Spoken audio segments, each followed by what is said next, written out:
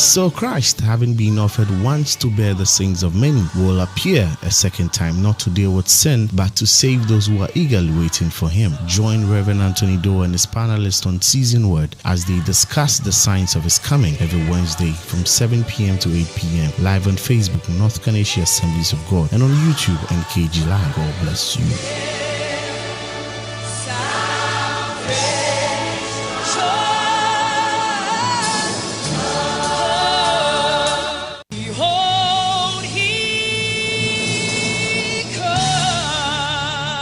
So Christ, having been offered once to bear the sins of many, will appear a second time, not to deal with sin, but to save those who are eagerly waiting for him. Join Reverend Anthony Doe and his panelists on Season Word as they discuss the signs of his coming every Wednesday from 7 p.m. to 8 p.m. live on Facebook, North Canadian Assemblies of God, and on YouTube, NKG Live. God bless you.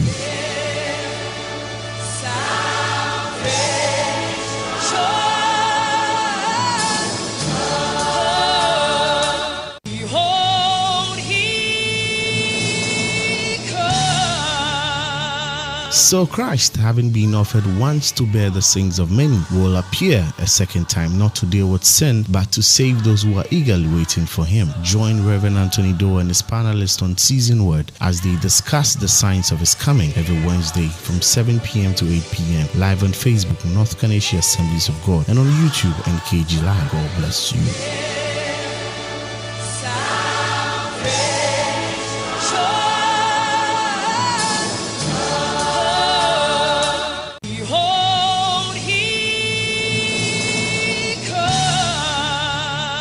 So Christ, having been offered once to bear the sins of many, will appear a second time, not to deal with sin, but to save those who are eagerly waiting for him. Join Reverend Anthony Doe and his panelists on Season Word as they discuss the signs of his coming every Wednesday from 7 p.m. to 8 p.m. live on Facebook, North Canadian Assemblies of God, and on YouTube, NKG Live. God bless you.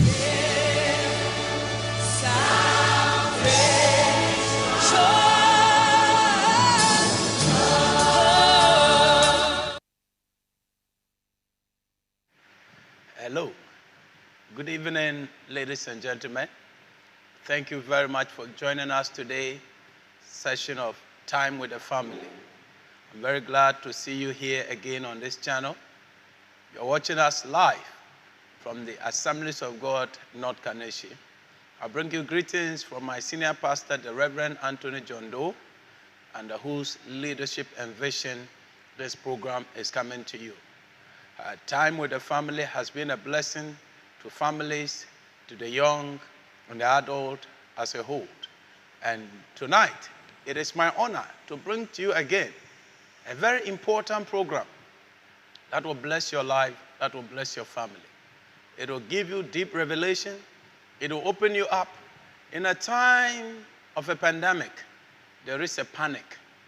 And this program is meant to help us alleviate fears, to educate us, to give us awareness, to make us understand what exactly is going on. Because anytime there is panic in the system, so many things happen. Tonight, we are looking at a very important topic entitled Facts and Fictions of the COVID-19. Facts and fictions. So we are going to look at facts on the ground about COVID-19. Then we will look at about the fictions that are surrounding this. And facts and fictions affect both families. It affects everybody. Because when we have wrong information, then we are going to really go into crisis. The Bible says that for lack of knowledge, my people perish. So ignorance is a killer. And tonight, as we share these very important facts and knowledge, I want you to share the link to everybody. Share it on WhatsApp, forward it to our WhatsApp groups, share it on Facebook, invite others, host a watch party of this program. Let everybody be a part. I have people who are specialized in their field of work coming to share with us things around this area, the facts and the fictions around COVID-19. Share the link everywhere, host parties of this, and then invite people to be on board. Tonight on this show is honorable speakers, very noble, intelligent. I want to introduce to you a medical doctor by profession, a specialist surgeon, Dr. Boniface Adiga. Yeah. Dr. Boniface Adiga is also a member of our church and also part of the missions department of our church, doing so well. And also, I have on our show today a man also in the field. As we look at these kind of things, we need also to look at the other aspect of fictions. And we have somebody who has also gone very far in his field. We have in our show Mr. Benasco Agyemang. Mr. Benasco Agyemang is the Network Operations Center Manager for the American Tower Corporation. The Network Operations Center Manager for American Tower Corporation. This man is well experienced in the field of his work and also a member of this church who has been very committed and impactful in our media circles. Tonight, it is my honor to introduce my guest. Thank you. God bless you. Thank you. Okay, to introduce the topic today, facts and fictions. Now, Doc, can you tell us something small about this COVID-19 and give us a brief background so that those who already have fictions about the background of coronavirus, then we will be able to get it properly. Thank you, Reverend. In December 2019, I think officially WHO announced that there was a virus outbreak which was causing respiratory difficulties in China, specifically in the Hubei province in the city of Wuhan. Initially, they indicated there was no human-to-human transmission. It was just animal to humans. But later on, it became clear that there was human-to-human transmission. And as a result, people started dying. And subsequently, through the month of January, February, March, up to now, it was able to spread throughout the whole world. As I speak to you, it appears almost every continent is affected now, with the exception of Antarctica. Now, there have been a lot of, I would say, theories surrounding the true origin of this disease, COVID-19. Initially, it was called Wuhan virus because it originated from the city of Wuhan. But as time went on, we got to know it was the coronavirus that caused it. The virus was isolated and it was named SARS-CoV-2 because it was similar to the same virus that caused the SARS infection in 2003 in China. So the 19 is because it started in 2019. Now, regarding the origin, a lot of research has gone into it by independent virologists from Europe, America, Asia, and generally it is agreed that the origin of the virus was from an animal to humans. Um, we believe these viruses are harbored by animals such as bats, and as humans interact with these animals, with time, some of these viruses, they change their behavior and therefore start infecting animals, human beings, sorry.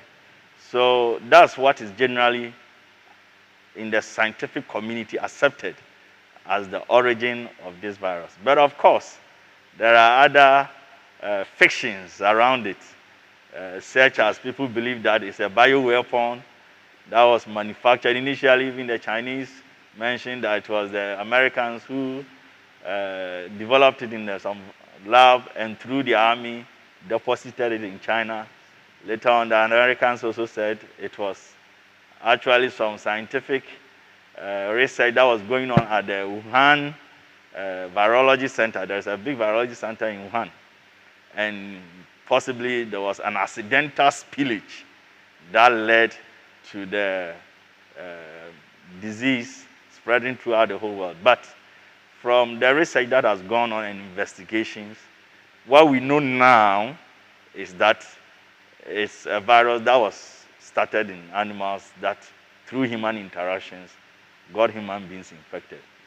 So it basically affects the respiratory system, and we know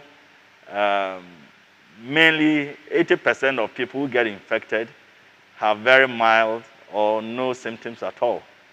It is about 80%, it's about 20% who get really sick, and some even die.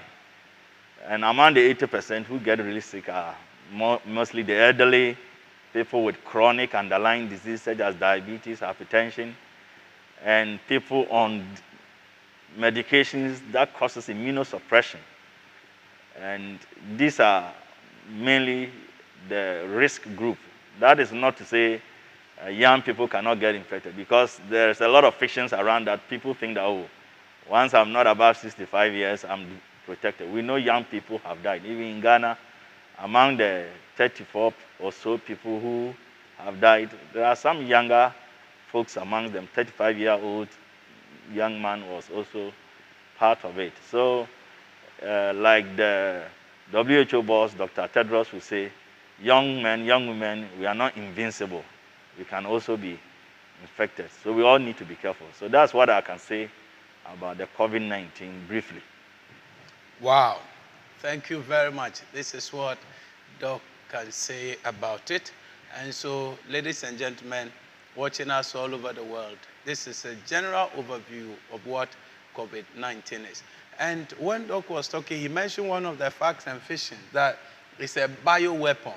And coming from the technology world, are you people aware of anything like that being created with technology to fight human race and to wipe us all, as the theorists and conspiracy theorists are saying? Mr. Bernasco. Thank you, Reverend. From the technological sector, everything is possible. Yeah. So it is possible, it can be created, and it is possible anything at all can also be created as a weapon or as anything. But okay. The World Organization, that is in terms of the standards that has been approved, this is basically against the ethics, and it is not allowed to be engaged in that. And as Doc explained, analysis and investigations have gone on, and it's been proven that this was not a bioweapon, or it wasn't anything that was man-made, but it was a disease that came from animals to human, and now human to human. Thank you. Wow, thank you very much. So viewers, you've heard, with the technology world, anything is possible. This is possible. It can be created, it can be done. But this particular situation, that was not the case. So first fiction cleared, this was not a bioweapon from the world of technology to wipe a human race. Back to what Doc said, it was something that came as a result of research. They traced it back from animal to human. And this got out of hand, and it has spread throughout all the continents except Antarctica so far. And so that is really gone. Doc, one of the things the world says that, the medical world says that for now there is no treatment for COVID-19, and then the only preventions that you guys have will get there. But we hear that hydroxychloroquine is one powerful way to treat this. But why are the doctors not making recommendations for us to get treated? Thank you. I think the hydroxychloroquine, as we all know, originally is a drug used for the treatment of malaria, and also for other conditions such as SLE, or that's systemic lupus erythematosus. In fact, it has been used for treatment of rheumatoid arthritis and what have you. So it's a drug we know that is used. It has been used over the years, so it's not a new drug. Regarding its treatment for COVID-19, initially a lot of push was made for it, especially in America. And there were some small studies that involved very few people that seemed to give some promising statistics and outcomes. But subsequently, a lot of research was done, trials involving large populations. And what came out from some of the research, especially in the US, showed that the benefits, especially from hydroxychloroquine, the treatment of COVID-19 patients, is very not substantial, especially vis-a-vis the complications they were getting from the treatment. Let's remember that hydroxychloroquine can have very serious complications, especially on the heart. It causes what we call arrhythmias, irregular heartbeats, that can lead to heart attacks or sudden cardiac arrest. So a lot of research, in fact, the recent research that was published was by the Lancet. And in that research, they looked at about 100,000 patients from multiple countries who were randomized to receive the hydroxychloroquine. And the outcome was that there was a higher death rate and increased frequency of irregular heart rates. And so because of that, the WHO was actually organizing a multi-center research which involves even antivirals, hydroxychloroquine, and whatnot. They had to drop the arm on the hydroxychloroquine because they said they have to study the safety profile first. So what we can say now is, regarding the use of hydroxychloroquine, the evidence available now doesn't speak for a good outcome. Okay. So we know for most of the patients that were given these medications during the research were patients who had the disease, who were very sick. So some people have argued that these were patients who were already going to die anyway. So it's not the best study. But I'm sure there are plans in place to do studies where they will give it to young, healthy people who probably do not have serious disease or know whether it can actually serve as prophylaxis. Some people are taking it as prophylaxis, where they take it hoping that because they have taken it, they will not even get infected in the first place. But there are no, as at the moment, research whatsoever that supports these usages of hydroxychloroquine. So right now, we don't know. What we know actually doesn't speak for the use of hydroxychloroquine. But like I said, a lot of research needs to be done to be able to come to a conclusion that hydroxychloroquine has no place whatsoever, or it has a place, and in what form it can be used. Amen. Wow. So that we hear, but how come those who are of the other side believe that the theorists believe that the conspiracy theorists believe that the WHO is into something suspicious with China, per the allegations of the US president leveled against the two, And then, based on that, the conspiracy theorists believe that because the WHO, in bed with China, wants the virus to spread and to go forward, and because certain people behind the WHO also wants to be the ones in charge of the vaccine, they are making sure that every attempt to get the treatment is quashed. For example, and that's the reason, for example, the hydroxychloroquine, which they believe that because it was helping, the WHO all of a sudden is able to produce a report that says that no, a drug that has been in the system for so many years, then I think somewhere just the week that ended, they placed a ban on the hydroxychloroquine, saying that it's a killer drug. It has killed a lot of people. But this was a medicine that was received at the counter that people could just walk in and buy. Then all of a sudden, then they also believe that Madagascar, that came out with their drug for the coronavirus, COVID-19, it was working for them. Then all of a sudden, according to the conspiracy theorists, the people, the bad guys behind it, goes to do something, press some buttons in that country, then the death rate begins to go high in Madagascar. And then coming to Ghana, it is also believed that as soon as first the research center had earlier on suggested that the Cofex was a herbal drug that was very good in boosting the immune system against COVID-19.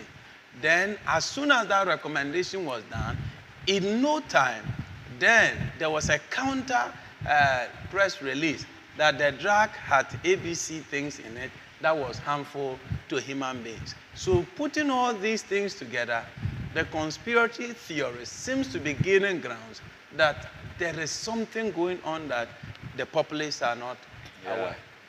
You see, what I would say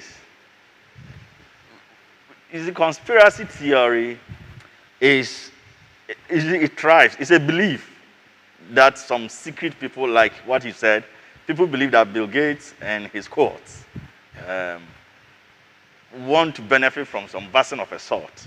And that is why they are trying to bring down all these things. Because they link Bill Gates to WHO, so because Bill Gates is one of the single individuals who contribute so much to WHO activity. But let me say this. You see, one, regarding the hydroxychloroquine, most of the research that has come to show that it is even dangerous in COVID patients were done in America.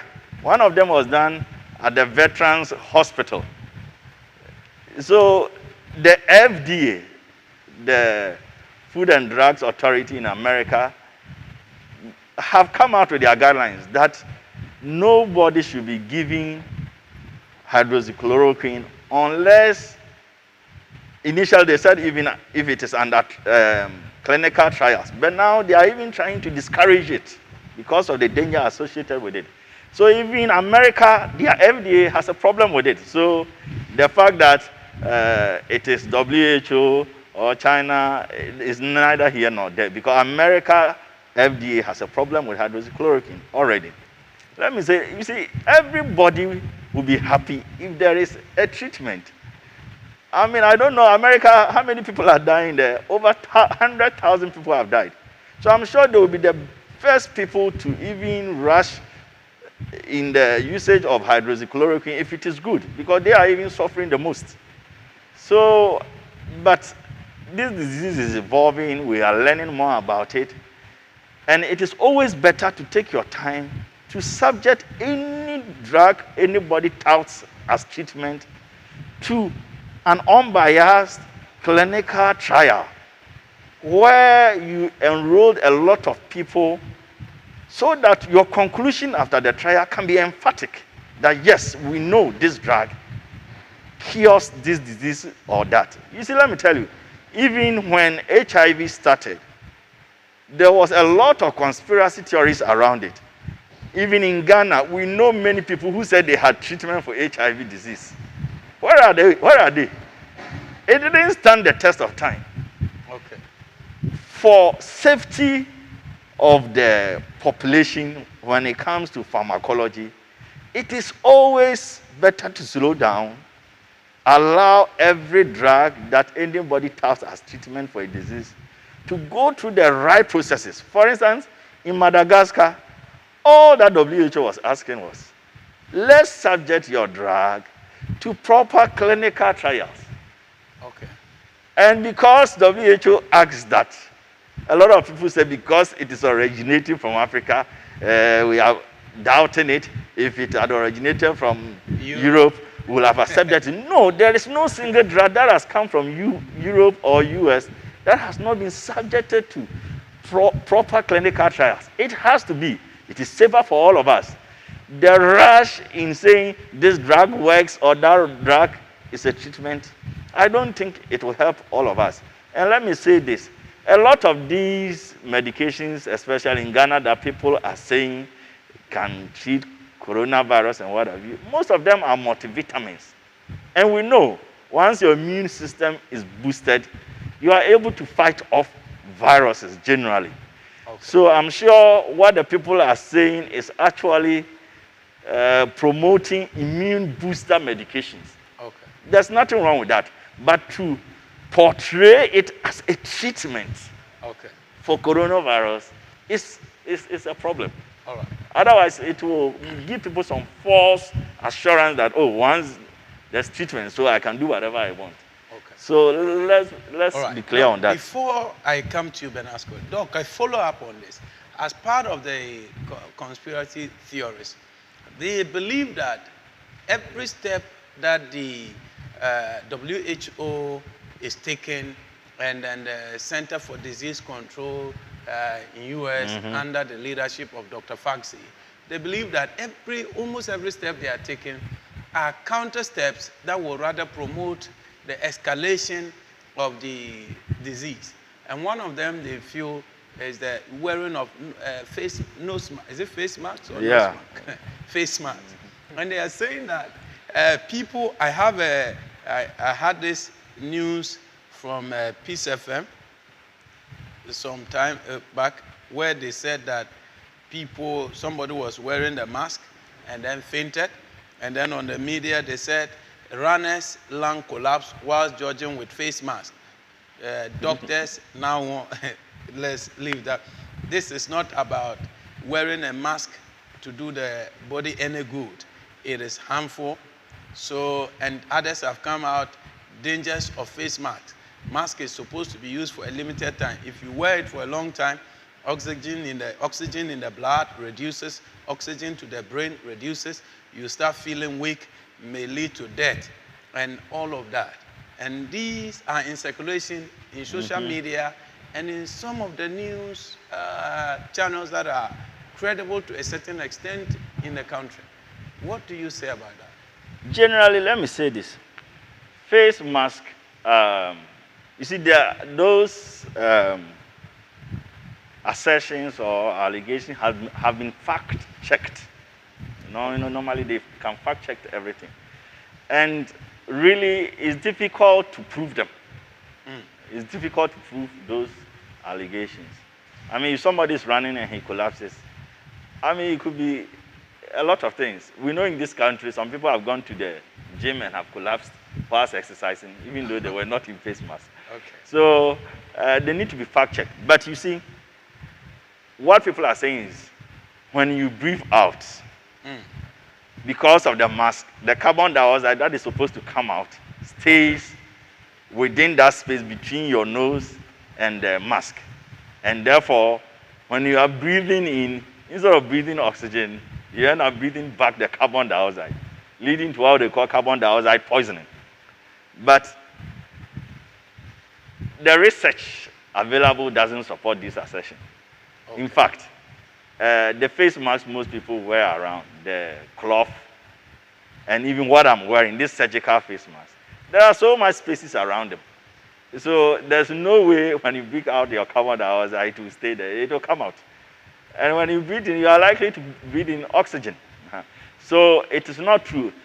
Regarding injuries from face mask, yes, there are injuries from face mask, especially the N95.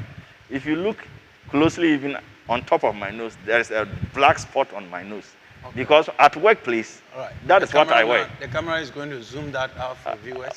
On just right here, there is a black spot, and it is Okay. my N95 mask I wear at the workplace that has caused it, because I wear it for a long, long hours. So we know. I mean, on TV, you have seen a lot of health workers who have shown, especially the whites, who have shown areas of reddening around their face because of face masks. So we know there can be some physical injuries around the face because the N95 masks are very tight. They are very tight, and one of them has some metallic element at the top there. So it can be tight, so prolonged wearing of it, when you remove it, you can have those physical injuries. But they have done some research to check the oxygen levels of health workers when they are not wearing the face mask and when they are wearing the face mask. And they realize that the oxygen levels and the heart rates are not so significant to cause any problems to them. So, but by and large, what we work, the public, what we wear outside, the cloth mask and the surgical mask, generally shouldn't cause problems at all. Okay. Shouldn't cause problems. And it's not advisable to wear the face mask throughout the day. I mean, we advise when you go out in public. When you are in the house with your family, I mean, there's no point wearing your face mask. So let's not be scared about face masks. Thank you very much. You've been watching Time with the Family, and today we are dealing with facts and fictions around COVID-19. It is a very important topic that is very beneficial to every family. And so you keep on watching, keep on sharing the link. A lot of the fictions have already been cleared by Dr. Boniface Diga. And look, we are going for a short break. When we come back, we are going to look at 5G. It's one of the fact or fiction. I don't know whether it's a fact of COVID-19 or a fiction of COVID-19. When we come back, we have Mr. Benasco Ajiman, who is the manager for center, the manager for, let me get it right. Network Operations Yeah, Center. he's the Network Operations Center manager for American Tower Corporation, and they build telecom towers and rent it to the telecom companies, and in addition, they provide them with power to equip their power for their equipment. So this man will be able to tell us exactly what this whole 5G is about, how it has become an antichrist or a for Christ, and how it has caused coronavirus. People will just be walking and you see that they have dropped dead because of 5G, and all the fictions around 5G. Today, you are going to be privilegedly blessed to hear this from him, and it's going to bless you. See you in the next few seconds. Stay tuned. So Christ, having been offered once to bear the sins of many, will appear a second time, not to deal with sin, but to save those who are eagerly waiting for him. Join Reverend Anthony Doe and his panelists on Season Word as they discuss the signs of his coming every Wednesday from 7 p.m. to 8 p.m. live on Facebook, North Canadian Assemblies of God, and on YouTube, NKG Live. God bless you.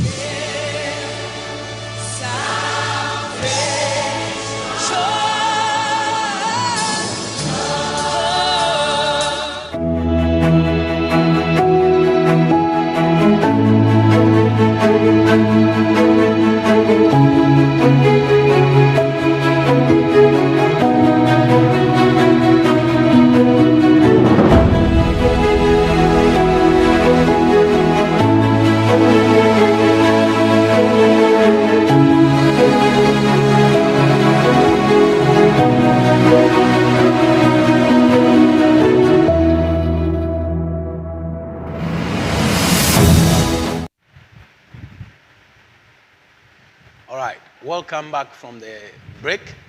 We are continuing with our discussion, and now we are going to look at the area of 5G.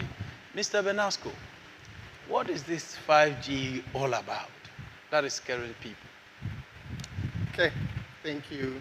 So 5G basically is fifth generation mobile wireless communication standard. So as I said, fifth generation. So once there is a fifth generation, that means that there are earlier generations. Okay. So we have had 1G, 2G, 3G, 4G, and now 5G. And even as we are talking about 5G now, which has not spread throughout the world, there are discussions ongoing for 6G to be deployed. So maybe that will be another discussion. For 6G to be deployed. So that will be a discussion for another day. All right. So basically, what is this 5G all about? 5G, as I said, is the fifth generation. And the most important or the most significant impact of 5G is guaranteed speed. So the speed of download. Currently, around in the world, South Korea was the first country to ever go on a large scale production or deployment of 5G technology. And they did that in April 2019. That is South Korea. And as I said earlier, there has been earlier generations of this technology. That's the first G, 1G, 2G, 3G, 4G, and 5G. When 1G came, it was around 1979, 1980, thereabout. That is about 40 years ago, 40, 41 years ago. 1G, when it came, promises, or it offered us 2.4 kilobytes seconds per, that is for each download. If you want to download anything, the speed was 2.4 kilobytes per second.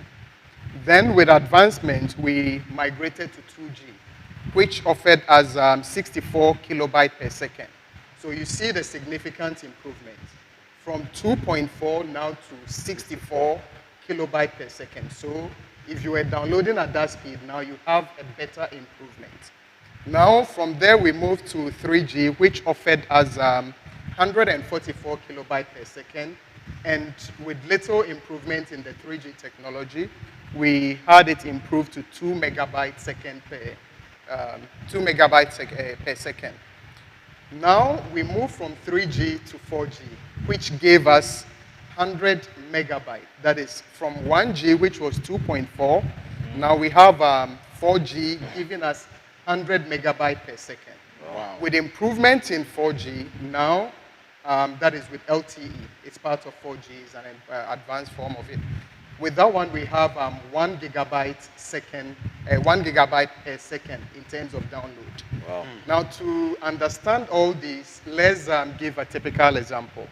So if, for example, you want to download a file size of 1 gigabyte, say a movie or a music or a picture of 1 gigabyte, if you are using the 1G technology, it will take you 1 month, 18 days, 17 hours, 2 minutes, and 47 seconds. Wow. So in summary, we are talking of 1 month, 18 days to download just 1 gig. 1 gig. 1 gig data size that is using the 1G technology. With advancement to 2G, this reduced significantly from the 1 month, 18 months now to 1 day. So with 2G technology, you are able to download a file size of 1 gig, which you used to use 1 month to do. Now in 1 day, 13 hours, 16 minutes, and 57 seconds to be precise. Wow. Moving on to 3G, as I said earlier, the speed started from 100 Mbps to now 1 gig. So with the 100 Mbps, you could do it under 16 hours. That is for 3G. 16 hours, and then with the improvement to, it's now reduced to 1 hour, 11 minutes to download 1 gigabyte data size. 4G came, and all these I'm saying about 1 month and over to download. Now you can use just 1 minute, 5 seconds to download. That is for 4G. 4G. So basically, if you follow what I'm saying, it's all about the speed, the guarantee speed. 1 gig was over a month to download the same file size. With 4G now, you can do that in 1 minute, 25 seconds. Wow. Now moving on to 5G, the question is why 5G? Why 5G? So with 5G, you can do this 1 gig data in less than 1 second. So before you click and take your eye off and back, You It have has downloaded. finished downloading. That is for 1 gigabyte data. And That's right. in terms of the speed, the guarantee speed for 5 gig is 20 gigabytes per second. So which means for those of you who like watching series, you take a whole season, you click on it, in less than 30 seconds, the whole season has been downloaded for you. Unlike currently with 3G, 4G that you have to wait for a lot of hours before you can get it. Wow. If you've been following adverts on the telecom sector, you realize that when Ghana started deploying 4G, Surfline and Busy Internet and those that started earlier, even though their coverage in terms of nationwide was just centered on Accra, their advert was centered on speed, guaranteed speed. Because if you are using 3G, 4G, the good news is with COVID-19, all of us have now to be doing church online, so we can understand and appreciate it better. If you are watching us, or if you are watching or streaming, you normally realize that it will get to a point your internet, the video will pause, and it will just be something will be circling. That is buffering. Okay. So it will be buffering. So with all the earlier technologies, it is associated with latency and buffering. But when you come to 5G or 4G, let me go to 4G. If you go to 4G, the speed is enhanced. Now 5G, all those latency, all those buffering, because we are talking of 20 gigabytes per second. And whatever we are streaming is in kilobytes and megabytes. So buffering and all those things will be a thing of the past. So that is the essence of 5G, and that is why the world is moving towards 5G. Then the question is, what difference really is this 5G from the earlier generations or the earlier versions? Basically, all of them thrives on radio waves. So all of them basically in terms of their structure is the same, except some few technical details which we will not go into. But all of them basically is the same. The only difference is the guarantee speed. As we said earlier, 1G, you use over 1 month to download the same file size, whilst in 5G, it's just few seconds to download. So it's all about the speed, the guaranteed speed. The world is moving into an age, for example, we can all appreciate it because we have Uber now with us. You request for an Uber service. The driver, some drivers may not call you, but they will call you later and tell you, we are at your place, where can we find you to pick you up? You walk out and the car is waiting. How did the driver or the Uber car go to your place? It's through GPRS and it's through data services. And all these, let's take for example, if we're using 1G and GPS those days, you'll be driving and by the time you reach the junction and it will tell you now 10 left, you have passed there more than 3 minutes ago. So the way the world is developing and with all these technological advancements and the benefits that we are enjoying, we need high-powered internet speed in order to meet all these demands. For example, previously when somebody is buying a laptop or buying any device, you are looking for one with a big memory size that is 10 gig, 20 gig, 100 gig, and now we have it in terabytes. But now most companies and most corporations and even individuals rely on cloud servicing. Now nobody is building a physical server room, everybody is going on cloud. Servers are now on clouds and everything is on cloud. So let's take for example that you have low internet speed. How are you going to access all these files? Because you click on something and you want to download it to work or to do something, and it will be buffering and buffering and buffering.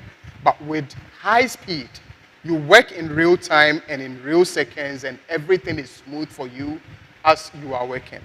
For example, these days, because of, again, COVID-19, most people are now experiencing it, but those in the formal sector have been using it over the years. Most meetings are done online. And because you live in Ghana, you have your suppliers or your IT in US or in China or in Canada or in India. How do you have meetings? Are you going to travel there? Are they going to travel to you? All those meetings are done online. Okay. So how are you going to do that real-time meetings? It can only be achieved via fast internet. So the age and era that we are moving towards, what we need is guaranteed and reliable internet, fast-speed internet services.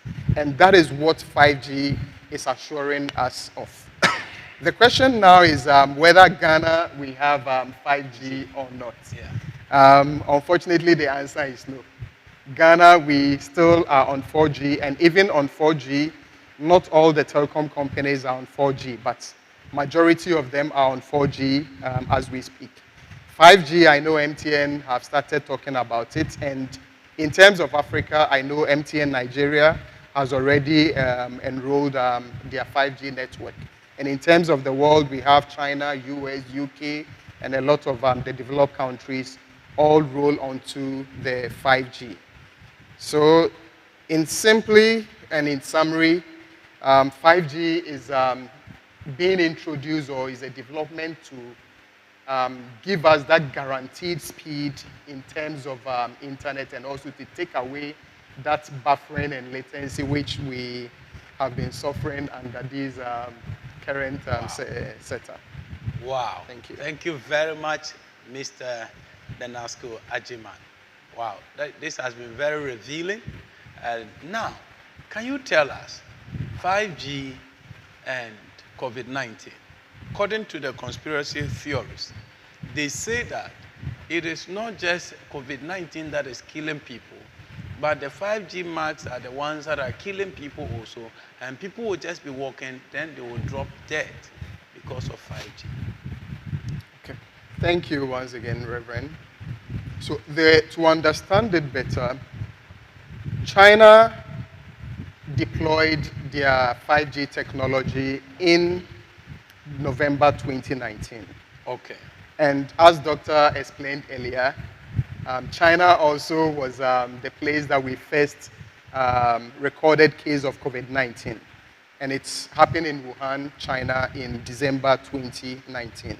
So then you deploy 5G in November 2019. Within a month's time, COVID-19 surfaces. So the question is there a relationship okay. between you deploying and 1 month later we having COVID-19? Okay. So that is where the conspiracy started from. Okay. And the answer is no. Because as I said earlier, in terms of the world, South Korea was the first country to ever deploy 5G technology. Oh, okay. And they did that in April 2019. Wow. However, we have not, South Korea wasn't the first country to ever record COVID-19. Yeah. So from April to December, what happened? If it was 5G, then they should have recorded it in numbers. So, and as Doctor explained earlier also, we know that it started from animals to human, and then human to human, but not from 5G. And besides, to add to it, as I stated earlier, we started from 1G, which is somewhere around 1979. And from 1979 up to now, that is over 40 years, with 1G, 2G, 3G, 4G, and 5G. There hasn't been any record of COVID-19 in those previous past until so should we now. Should we look forward to 5G in Ghana?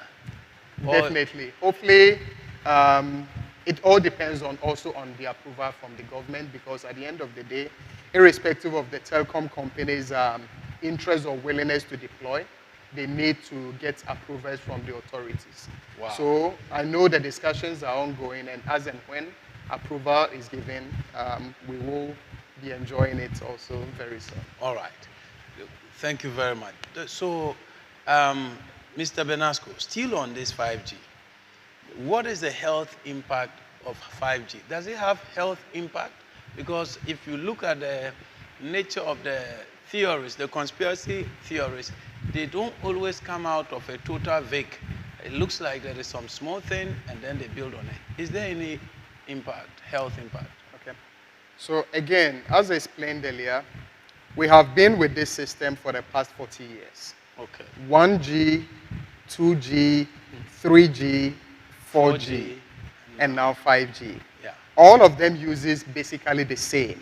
Okay. And throughout the years, there has not been any record of any diseases or sicknesses associated with these technologies. 1G was an analog system, but from 2G up to now, it's all digital, and there has not been any record. World Health Organizations and all other recognized bodies have done several researches within these 40 years that we've been using this technology, and there hasn't been any record of any known diseases that has been associated with this. But one thing also that we need to also appreciate for the sake of this discussion or this question is that we use televisions in our homes, we use microwaves in our homes, we use radios, we use antennas and dishes and all those things. All these transmit radio waves, but these are all within acceptable limits that are not harmful to human or to animals. So far, there is no risk and there is no any associated sicknesses or diseases that can be linked to any of these technologies or specifically to 5G. Wow. Reverend, Thank you very much. Can Doctor I add? has something You see, to when we talk about radio frequencies, we use them in the hospital. There are a lot of gadgets we use in the hospital that also use radio frequency. Some can give what we call ionizing radiations, and others are non-ionizing. And those that are ionizing are the X-rays we normally use, and the rays we use for radiotherapy. And these can cause ionization of atoms, and therefore cause cancers and what have you. That's why when it comes to CT scan and X-rays, in fact, in children, we don't want to expose children to unnecessary X-rays and CT scans, especially when not needed. But when it comes to the non-ionizing radiations, 5G falls within that. And in fact, we use some instruments during surgery. We call it diatemy. And it works using radio frequencies, which are in the range of the 5G. In fact, for those ones, we use it to actually bend the body directly during surgeries. It stops blood flow from flowing. I mean, when you see a vessel and you want to make sure the vessel doesn't bleed during surgery, we use them. We call them diatemies. And they use this low radio frequency waves that we call non-ionizing. So when you even look at the science of radio frequencies, 5Gs do not even fall within the ionizing radiations. They are not considered ionizing radiation. And as I speak to you, what we already know, non-ionizing radiations don't have the ability to cause ionization of atoms and what have you. That can subsequently lead to diseases such as cancers and what have you. That's what I can add. Wow. Thank you very much, Mr. Benasco Ajiman and Dr. Boniface Adiga. These are some of the things that we can see regarding the suspicion, the allegations, the theories regarding 5G and then coronavirus, or popularly known as COVID-19. You are watching us live from Assemblies of God, North Kaneshie, and we are glad you are here. Thank you so much for joining us. Barbara Bortin, Vera Yeboah, Nick, Derek, Beatrice. Beatrice says, God bless you. God bless you. Barbara says, very informative program. Let your comments be flowing. Keep on flowing it. God bless you for watching. Derek, thank you for your comments. I can see our viewers are enjoying the program. Keep on watching. Keep on sharing. God bless you. I'll soon read the rest of the comments to you right after this. So, Doc, still on. So, if you look at the issue of the radiation as being said, you can see that if we do not count microwave, phone, and other devices as a threat to life, then we cannot just do same with the 5G. So relax. Don't panic. Don't get scared. Don't be thrown off. When fear comes in, then the enemy rules, or whatever is prevalent at that time gets the momentum. Stay tuned. This is Time with the Family, and I am your host, Reverend Isaac Amidini. And with me here as my guest today, discussing this topic, has been Dr. Boniface Adiga and Mr. Benasco Ajiman. Doc, your final discussions on these theories. What I would say is, normally in the midst of uncertainties, people are quick to put in their own opinions about issues. Sometimes it may be deliberately to mislead people, what we call the disinformation, and other times it may not be deliberate. They think in their honest opinion they are helping, which is the misinformation. So let's stick to the standard sources of information, like the CDC, the FDA in Ghana, the Ghana Health Service, and we'll be able to get accurate information that is devoid of unnecessary fear and panic. That will help us move through this period. Normally, falsehood thrive when we don't have enough information about something. And so it is with this COVID-19. It's a new virus. The information about it is evolving every day. So what we knew maybe 2 months ago, it may happen that in the next month, it may change. It's not that the experts do not know what they are doing. It's a new virus. It will take us some time before we get to know the solid and unchanging information about it. So let's just stick with the trusted sources, which are normally from our governments, the Ghana Health Service, the FDA, the CDCs, and I'm sure we'll be able to sail through this period. God bless you. Thank you very much. Mr. Benasco Ajiman, your final words on these things, COVID-19, facts and fictions. Thank you, Reverend. So as explained by Doc earlier, COVID-19 is caused by virus. And we know virus do not travel on radio waves. So since 5G is basically on radio waves, there is no linkage between 5G technology and COVID-19. And as explained earlier, South Korea was the first country to ever deploy 5G in 2019, April. And COVID-19 surfaced in December in China, not South Korea.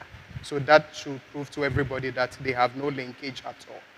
Also, we have so many countries like Ghana, for example, that we don't have 5G technology, yet we have recorded cases of COVID-19.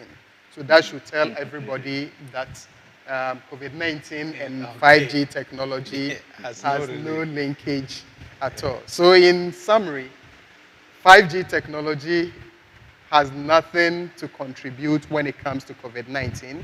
If it has anything, then it is the positive side that is giving us the fastest speed internet for us to be able to access or stream all necessary links or videos that we want to. And also as the world is changing, that most educations or schools are going to be online.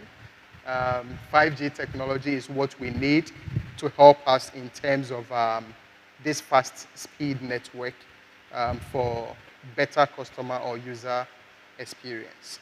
So let's know that 5G technology is good and has nothing to contribute when it comes to COVID-19. Thank you. Thank you very much. I like that Ghana that don't have 5G, and yet we have cases of coronavirus, and we have records of people that have died out of this. Thank you for watching us today. David Ocheba watching. I'm Abba Bima watching. Linda Kusi, Beniato Mens, Richard Donko say great insight. Don El Saga said watching live. Beatrice Ajewa watching live from Osekrom. Roxanne Dugbada Agbate watching live. And Dr. Jonah Hinkra watching live. Dr. Jonah Hinkra says correct information being shared out there. And Derek says, sure, bravo. And we also have Barbara Boatin, okay, saying very informative program. And Mabel Tego says demystifying COVID-19 and 5G. God bless you for watching. And we also have Reverend Cosmas Asedu watching. Thank you so much for joining us today. It has been time with facts and fictions of COVID-19. Time with the Family is a very educative program that educates the family, both parents and children and everyone around as a whole. And so we want to encourage you this and every Sunday from 7 p.m. to 8 p.m. Tune in to Assemblies of God, North Kaneshie, so that you will be able to join us live on very important programs like this, so that your life will be blessed. Tonight's session has been very wonderful, and as I said earlier on said, I'm representing you on behalf of my senior pastor, the Reverend Anthony John Doe, under whose leadership and vision this program has come this far to bless you. Now, tomorrow, Monday, we'll have our programs on the various platforms of the departments, men, women, and the youth. Also, on Wednesday, we'll come to you with Season Word with Reverend Anthony John Doe. It's a time of the exposition of biblical information. This is dealing with the last days or the end times, the second coming of Christ. Reverend Anthony Doe and his guests is able to make you understand the times and season in which we are. And they give deeper revelations of some of these things that we are discussing. Tune in every Wednesday from 7 p.m. to 8 p.m. Then on Thursday, from 11 a.m. to 12 noon, we come your way with Dominion Hour. Then Friday, from 12 p.m. to 1 p.m., we come your way with Lunch Hour. Then our Sunday program is from 8 o'clock a.m. to 9 o'clock a.m. Then we continue with Sunday school from 9 to 9:30. Then we now have on board the children's service from 9:30 to 10 o'clock. Is the program Time with the Children. Do tune in to our channel, North Kaneshie Assemblies of God Facebook. Like the page, invite others, so that, and turn on the notification on the page, so that anytime we go live, you can get notification that we are live. Thank you so much. God bless you. And thank you, my guests for today, Dr. Boniface Adiga and Mr. Benasco Ajiman. God bless you. We'll see you again. Same time next week. Behold, he comes. So Christ, having been offered once to bear the sins of many, will appear a second time, not to deal with sin, but to save those who are eagerly waiting for him. Join Reverend Anthony Doe and his panelists on Season Word as they discuss the signs of his coming every Wednesday from 7 p.m. to 8 p.m. live on Facebook, North Kaneshie Assemblies of God, and on YouTube and KG Live. God bless you.